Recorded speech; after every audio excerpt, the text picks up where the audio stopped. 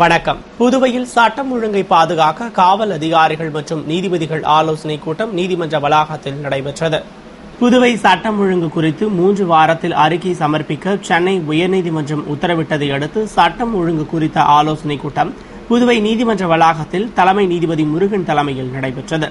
நீதித்துறை சார்பில் நீதிபதிகளும் அரசு தரப்பு வழக்கறிஞர்களும், காவல்துறை சார்பில் டிஐஜி சுக்லா, எஸ்எஸ்பிக்கள் ஓம்வீர் சிங், குர்ஜார் மற்றும் அனைத்து எஸ்பிக்கள், இன்ஸ்பெக்டர்கள், சப் இன்ஸ்பெக்டர்கள் கலந்து கொண்ட கூட்டத்தில் சட்டம் ஒழுங்கை கட்டுப்படுத்த நீதித்துறையும் காவல்துறையும் இணைந்து செயல்படுவது என்று முடிவு எடுக்கப்பட்டது.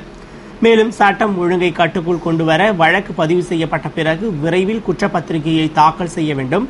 குற்றவாளிகள் விரைவில் வெளிவராமல் இருக்க வழக்கின் தன்மை உறுதியாக வலுவான ஆதாரங்களை நீதிமன்றத்தில் சமர்ப்பிக்க வேண்டும். நிலுவை வழக்குகளை விரைந்து முடிக்க உதவி செய்ய வேண்டும். வாரண்ட் பிறப்பிக்கப்பட்ட குற்றவாளிகளை நீதிமன்றத்தில் உடனே ஒப்படைக்க வேண்டும் என்று நீதித்துறை சார்பில் அறிவுறுத்தப்பட்டது. புதுவை ஐஜி ரன்வீர் சிங் கிருஷ்ணியா அதிரடியாக இடமாற்றம் செய்யப்பட்டுள்ளதாகவும், டெல்லியிலிருந்து பர்வீர் ரஞ்சன் புதுவை ஐஜியாக நியமிக்கப்பட்டுள்ளதாகவும் காவல்துறை வட்டாரங்கள் தெரிவித்துள்ளன. புதுவையில் சட்டம் ஒழுங்கு சீர்குலைந்துள்ள நிலையில் சில நாட்களுக்கு முன்பு சட்டம் ஒழுங்கு நிலவரம் குறித்து மத்திய உள்துறை புதுவை தலைமைச் செயலர் மற்றும் ஐஜியை அழைத்து விவரம் கேட்டது. அப்போது அவர்கள் புதுவையில் சட்டம் ஒழுங்கு சிறப்பாக இருப்பதாக தெரிவித்ததாக கூறப்படுகிறது. எனவே ஐஜி தவறான தகவல் அளித்ததாக மத்திய உள்துறையிடம் புகார் அளிக்க உள்ளதாக மத்திய இணையமைச்சர் நாராயணசாமி கூறியிருந்தார். மேலும் சட்டம் ஒழுங்கு குறித்து முதல்வர் தன்னிடம் கலந்தாலோசிக்கவில்லை என்று ஆளுநர் வீரேந்திர கட்டாரியா அதிரடியாக பேட்டியளித்தார். இந்நிலையில் புதுவை ஐஜி ரன்வீர் சிங் கிருஷ்ணியா நீண்ட விடுப்பில் வெளிநாட்டிற்கு சென்றுள்ள நிலையில் அதிரடியாக டெல்லிக்கு இடமாற்றம் செய்யப்பட்டிருப்பதாக தகவல் வெளியாக உள்ளது. அவருக்கு பதிலாக டெல்லியிலிருந்து பர்வீர் ரஞ்சன் புதுவை ஐஜியாக இடமாற்றம் செய்யப்பட்டுள்ளதாகவும், விரைவில் அவர் புதுவை காவல்துறையில் பொறுப்பேற்றுக் கொள்வார் என்று காவல்துறை வட்டாரங்கள் தெரிவித்துள்ளன. இதற்கான மத்திய உள்துறை அமைச்சகத்தின் அதிகாரப்பூர்வ அறிவிப்பு இன்றோ அல்லது நாளையோ வெளியாகும் என்று எதிர்பார்க்கப்படுகிறது. புதுவை தட்டாஞ்சாவடி, வேளாண் துறை உள்ளிட்ட அரசு அலுவலகங்களில் லஞ்ச ஒழிப்பு போலீசார் அதிரடி சோதனை நடத்தியதால் ஊழியர்கள் கலக்கமடைந்துள்ளனர். புதுவை அரசு அலுவலகங்களில் ஊழியர்கள் சரியான நேரத்தில் பணிக்கு வருவதில்லை என்று புகார் எழுந்ததால் தலைமைச் செயலரின் உத்தரவுப்படி லஞ்ச ஒழிப்பு போலீசார் அரசு அலுவலகங்களில் அதிரடி சோதனை நடத்தி வருகின்றனர். அதன்படி தட்டாஞ்சாவடியில் உள்ள வேளாண் துறையில் நிலத்தடி நீர் மற்றும் பரிசோதனை மைய அலுவலகங்களுக்கு சென்று அங்கு வருகை பதிவேடுகளை ஆய்வு செய்து அங்கு பணியாற்றும் ஊழியர்கள் எண்ணிக்கையை வைத்து சோதனை செய்தனர். அதில் 90 பேர் பணியாற்றும் நிலையில் 60 பேர் மட்டுமே குறித்த நேரத்தில் பணிக்கு வருவதை அறிந்தனர். எனவே மீதமுள்ள 30 பேரின் பட்டியலை பெற்றுக்கொண்டு அங்கிருந்து கூட்டுறவு நெல் அவியல் கூடத்திற்கும் பின்னர் சாரம் அரசு வாகன பணிமனைக்கு சென்ற அதிகாரிகள் அதிரடி சோதனை நடத்தினர். அதிகாரிகளின் இந்த அதிரடி சோதனையால் அரசு ஊழியர்கள் கலக்கமடைந்துள்ளனர்.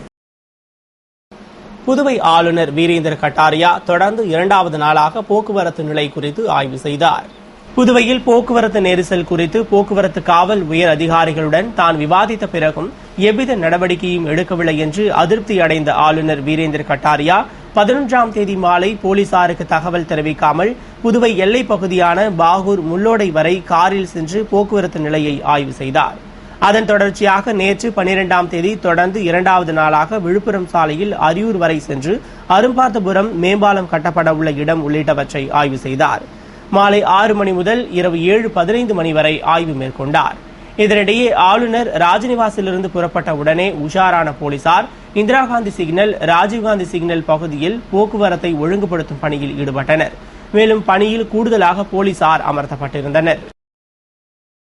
புதுவை கொரவள்ளிமேடு சுப்பிரமணிய படையாட்சி மேல்நிலைப் பள்ளியில் நடந்த அறிவியல் கண்காட்சியை அமைச்சர் தியாகராஜன் துவக்கி வைத்து பார்வையிட்டார்.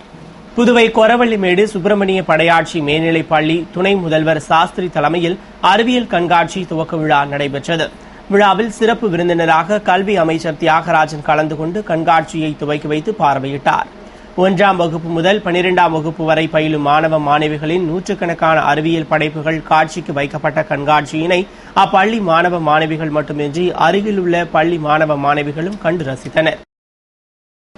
விநாயகர் சதுர்த்தியை முன்னிட்டு மேரி உழவர்கரை மீனாட்சி சுந்தரேஸ்வரர் கோவில் சார்பில் நடத்தப்பட்ட பல்வேறு போட்டிகளுக்கான பரிசளிப்பு விழாவில் திமுக இளைஞரணி துணை அமைப்பாளர் ஐஜி வீரராகு பரிசுகள் வழங்கி பாராட்டினார்.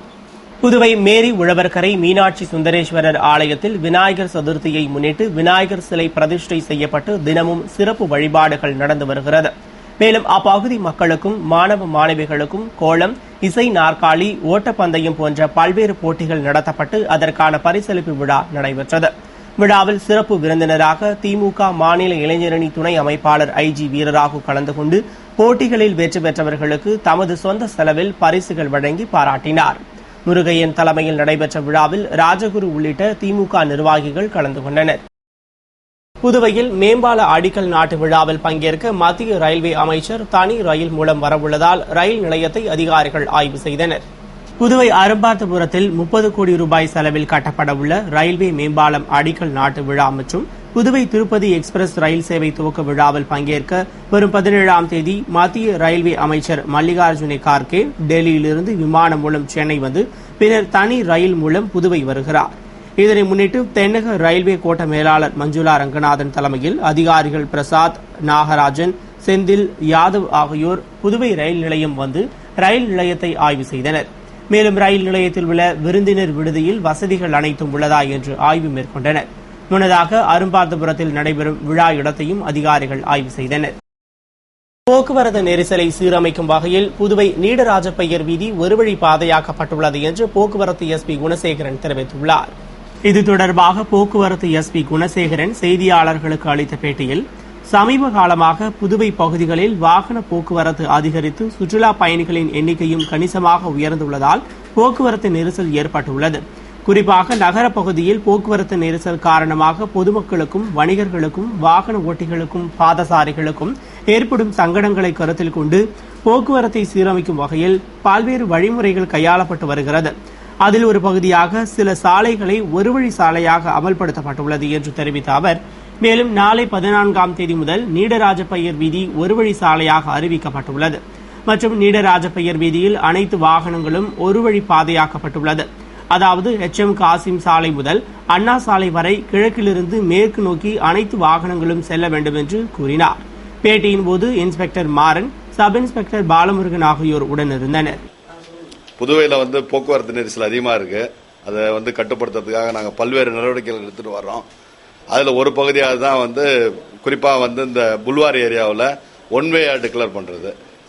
சமீப காலத்துக்கு முன்னாடி நேரு வீதியில் HM காசிம் சாலையிலேருந்து செயின்ட் லூயிஸ் வரைக்கும் ஒன்வே ஆக்கியிருக்கோம். அது முன்னாடி இருந்தது தான். நேரு வீதியில் எப்படி மேற்குலேருந்து கிழக்க போகலாமோ அதுமாரி இந்த இடத்துல இருந்து செயின்ட் லூயிஸ் வரைக்கும் மேற்குலேருந்து கிழக்கு போகலாம். ஆனால் கிழக்கிலிருந்து மேற்கு நோக்கி வரக்கூடாது. அதேமாரி தான் வெள்ளாழி தெருவில் மேற்கிலிருந்து கிழக்கு நோக்கி வரலாம், கிழக்கிலிருந்து மேற்கு நோக்கி போகக்கூடாது. அதுவும் நாங்கள் இடையில இப்போ சமீப காலமாக இது நிறைவேற்றணும். அது சக்ஸஸ்ஃபுல்லாக இருக்கு. அதேமாரி செட்டி ஸ்ட்ரீட் இப்போ வேலை நடந்துட்டு இருக்கு. அதனால எங்களால் செய்ய முடியல. அது பக்கத்தில் வைஷால் ஸ்ட்ரீட், செட்டி ஸ்ட்ரீட் வேலை முடிஞ்சாதான் அது செய்யலாம். அதனால அந்த 2 பகுதியும் வச்சிருக்கோம். அது சமீப காலத்தில் வேலை முடிஞ்சிடணும். ஒரு 10 நாள் வேலை முடிஞ்சிடணும்னு சொல்றாங்க. 10 நாள் வேலை முடிஞ்சுன்னா அதுவும் நாங்கள் உண்மையாக டிக்ளேர் பண்ணிடுவோம். இப்போ உங்களை நாங்கள் குறிப்பாக கூப்பிட்டதோட நோக்கம் என்னன்னு சொன்னாங்கன்னா, நீடாராஜப்பர் வீதியை இந்த வெள்ளாழி தெரு சக்சஸ்ஃபுல்லாக இருக்கிற காரணத்தால் நீடாராஜப்பரையும் ஒன்வே ஆக்குறோம். அதாவது கிழக்குல இருந்து மேற்கு நோக்கி போகலாம், மேற்குல இருந்து கிழக்கு நோக்கி வரக்கூடாது வாகனம். இதுக்கு சாதாரணமாக அங்கே இருக்கிற வணிகர்களும் சரி, பொதுமக்களும் எங்களுக்கு ஒத்துழைப்பு கொடுத்தாங்கன்னா இதை நாங்கள் பரீட்சார்த்த முறையில் செய்கிறோம். சக்சஸ்ஃபுல்லாக இருந்துன்னு சொன்னால் நோட்டிஃபிகேஷன் இஷ்யூ பண்ணி அதை ஒன்வே டிக்ளேர் பண்ணிடுவோம். புதுவை அரசு மற்றும் தனியார் கல்லூரிகளில் பிகாம் மற்றும் பிகாம் கார்ப்பரேட் படிப்புகளுக்கு சேர்க்கை எண்ணிக்கையை உயர்த்த வேண்டும் என்று மனித உரிமை கவுன்சில் நிர்வாகிகள் முதல்வரிடம் மனு அளித்தனர். புதுவை சர்வதேச மனித உரிமைகள் கவுன்சில் தலைவர் சக்திவேல் மற்றும் நிர்வாகிகள் முதல்வர் ரங்கசாமியை நேரில் சந்தித்து கோரிக்கை மனு அளித்தனர். அந்த மனுவில் புதுவையில் 6 அரசு கல்லூரிகள் மற்றும் தனியார் கல்லூரிகள் உள்ள நிலையில் பொறியியல், மருத்துவ படிப்புகளுக்கு அடுத்தபடியாக நல்ல வாய்ப்பு பெறக்கூடிய நிலையில் உள்ள பிகாம் மற்றும் பிகாம் கார்ப்பரேட் படிப்புகளுக்கு மாநிலம் முழுவதும் 1200 பேர் மட்டுமே பயில்கின்றனர். இந்த படிப்புகளுக்கு மாணவர்களின் சேர்க்கையை உயர்த்தி உத்தரவு பிறப்பித்தால் மாணவர்கள் அதிக எண்ணிக்கையில் வேலைவாய்ப்பு பெறும் வாய்ப்பாக அமையும் என்பதால் சேர்க்கை எண்ணிக்கையை உயர்த்தி அவர்களின் வாழ்விற்கு வழிவகை செய்ய வேண்டும் என்று குறிப்பிடப்பட்டிருந்தது. அதுபோன்று கல்வித்துறை அமைச்சர் தியாகராஜன், தலைமைச் செயலர் மற்றும் கல்வித்துறை செயலரையும் சந்தித்து மனு அளித்தனர். இத்துடன் செய்திகள் நிறைவடைந்தன. வணக்கம்.